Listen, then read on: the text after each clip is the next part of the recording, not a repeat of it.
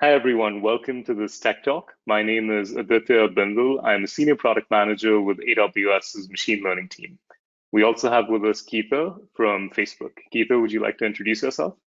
Hi, I'm Geeta Jahan. I lead the AI partner engineering team at Facebook. Great, thank you. So today we're going to talk about TorchServe, which is a new model serving library for PyTorch. We'll start by giving you a quick overview of TorchServe, highlighting some of the key new features and what's coming down the pipeline and future releases. We'll then do a technical demo of TorchServe. We'll talk about some customers that are using TorchServe today and some resources to help you get started with TorchServe. So stepping back, we've seen a lot of growth of PyTorch on AWS. Increasingly, customers are building models, training, and using the latest research in PyTorch. And there are a lot of benefits PyTorch brings to AWS customers. It's built for high performance. It leverages some of our latest hardware, such as GPU instances provided by NVIDIA, as well as our inference hardware. It has a rich ecosystem of tools, including Captain, PyTorch Lightning, Allen NLP, and models including Transformer, Waveglow, and increasingly GANs. We also have a rich ecosystem of PyTorch models and development in computer vision, object detection, semantic segmentation. So given all of this growth we've seen in PyTorch usage on the training side, we saw a very strong ask from our customers and from the PyTorch community on better support for model serving. And specifically, what customers wanted was a way to deploy their models for production in a way that did not require custom code, allowed them to have performant low latency serving, and a flexible deployment that would work in any ML environment. And that's exactly why we built TorchServe in collaboration with Facebook. So TorchServe makes it easy to deploy trained PyTorch models performantly at scale without having to write any custom code. It's built for performance with low latency serving, and it can work in any ML environment, including Amazon SageMaker, Kubernetes, Amazon EKS, and Amazon EC2. So the way TorchServe works is you take your trained model in PyTorch, and you would start a TorchServe model server and load the trained model onto that TorchServe model server. You then get a set of APIs, including a prediction API, that you would expose to your application to run inference. And that's the core of how TorchServe works.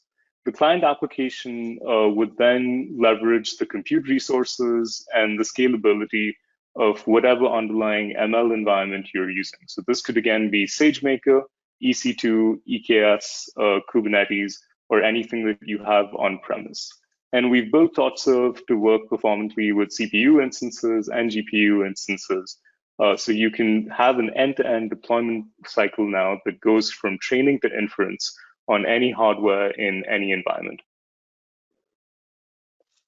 So some of the key features and benefits that customers have told us they like about TorchServe is the low latency and lightweight serving environment that they get out of the box without any optimization, any tuning that customers and developers need to do.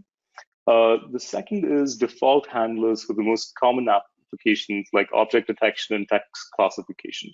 So if you're using popular open source research in fields like computer vision and NLP, we have implementations out of the box that you can use to deploy those types of models to production. We also included powerful features such as multi-model serving and model versioning for A/B testing that are very useful for customers that are training at scale and deploy hundreds of thousands of models to production regularly. Managing these different model versions, running quick A/B tests, and updating the default version of the model is something that now doesn't require custom code and custom tooling. And then we also have tools for monitoring and logging so that you can administer and manage your TorchServe deployments efficiently. And then we have endpoints that can be accessed via web requests. And all of this is integrated with ML environments that you can use in AWS, such as SageMaker, EC2, and EKS. I'll now hand it over to Geeta to talk a little bit more about the TorchServe architecture, dive deeper in some of its key features, and give us a quick demo. So we'll dive into the TorchServe architecture now. So what you see on the screen here is the details of what gets deployed on our TorchServe node.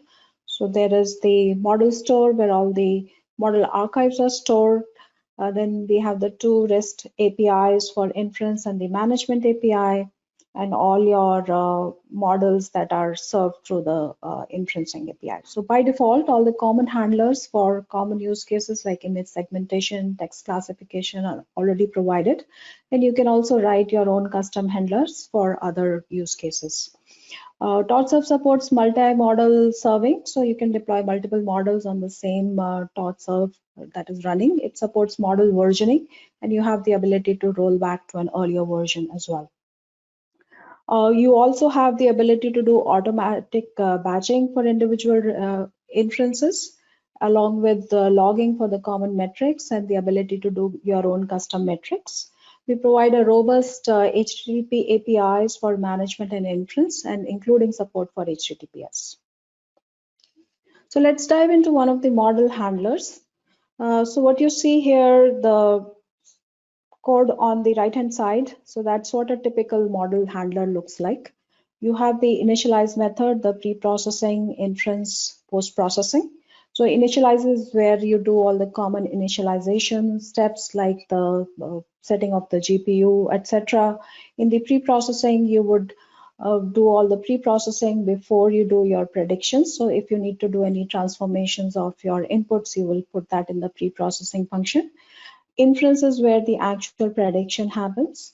And in the post-processing, in case your model requires to do any transformations on the outputs before it is sent back, the results that you can do on the post-process side. And the handle function is stringing all this together. So TorchServe by default includes default model handlers for image classification, image segmentation, object detection, and text classification.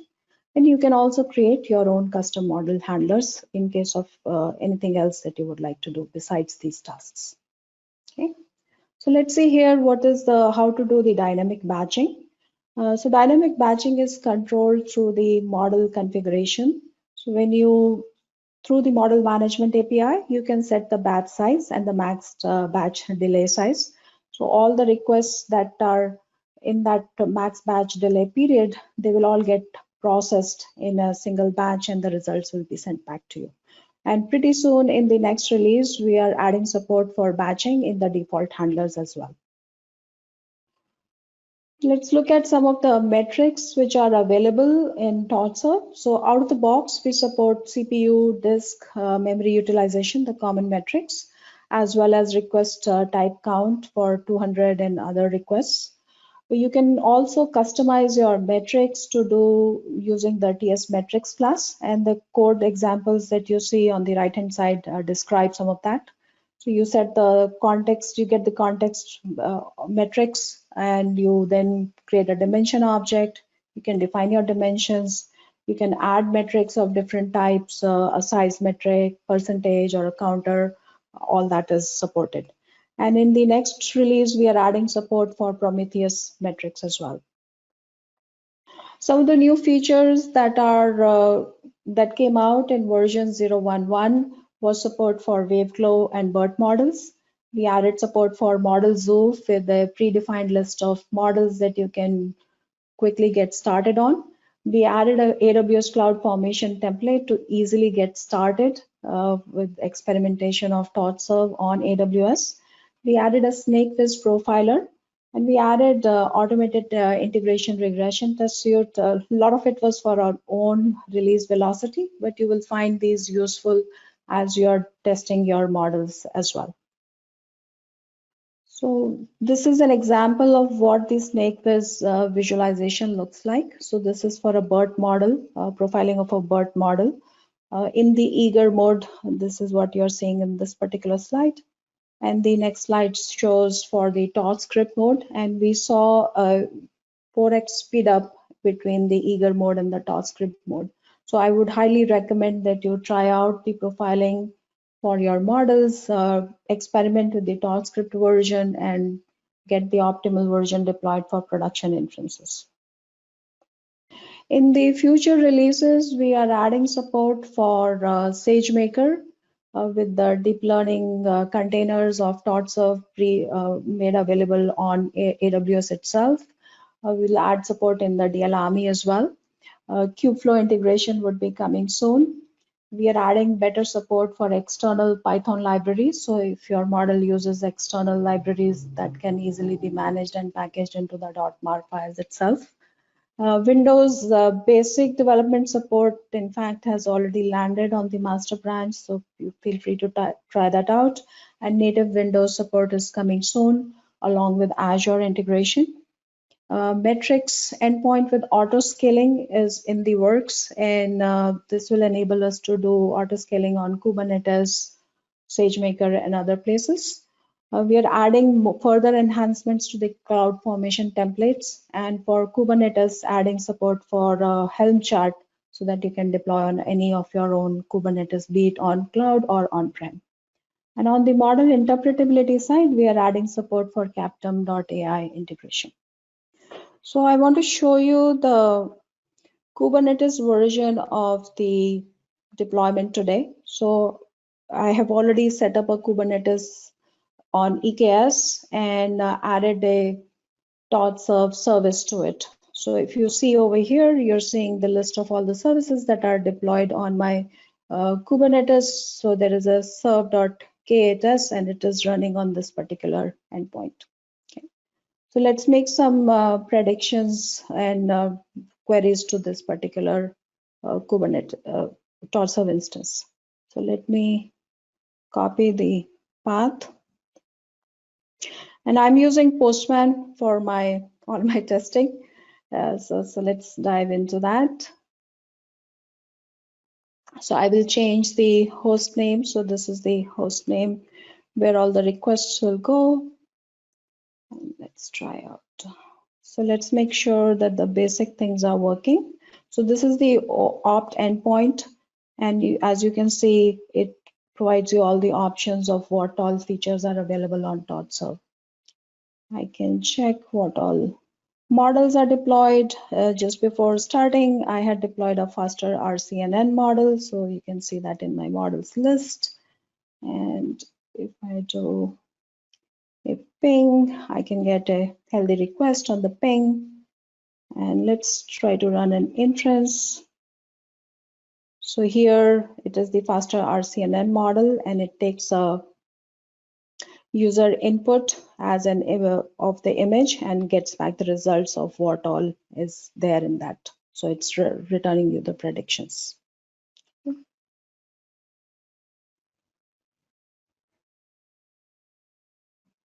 Let me show you some more interesting things. So if you go to the TorchServe GitHub repo, you will see all the instructions for how to get started. So you can install it locally on your box. You can install it in the development environment, either on Conda or through pip. You can install from source, and we provide you pre-bundled Docker images, so you can install through that. Okay. This is the model zoo. So these are the models which are available to you by default. And these are the metrics, the system metrics that are available to you by default, and you can add your own custom metrics. Okay. Actually, let me show you where some of the examples are. So I highly recommend that if you're starting new on TorchServe, you start off with some of these examples. We have pre-created examples for all the default handlers, as well as examples for BERT models. So if you are doing anything complex, please take a look at these examples. Okay. So what you do first is you create a model archive file. You specify your location of your model file, the serialized file, and all the handlers, and you just invoke with any extra files. So in case of text models, for example, you may need to bundle the vocabulary files. Those can be bundled as extra files. Okay. And this is the new code that is going to land pretty soon for the EKS integration. So you just do some configuration, spin up your EKS cluster. If you're using GPUs, apply the NVIDIA device plugin, deploy the pods, do the integration with CloudWatch, and register your TorchServe model. It's pretty standard like any other TorchServe deployment. And this here is the SnakeViz profiler where you can get more details. So this particular example is eager mode. So you're seeing this serialization.py in this, and you can get the total time. You can check, where in your model it is taking longer.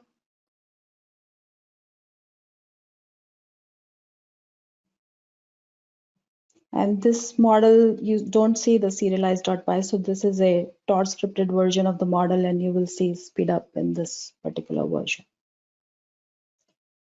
So I wanted to go over a few of the customer references. So we've had early customers already trying out TorchServe in a wide variety of setups. So Toyota Research Institute was one of them. They were using it for their autonomous driving division, and they found TorchServe to be very highly performant, a very lightweight model server, and they liked the fact that it's officially supported and maintained jointly by AWS and PyTorch.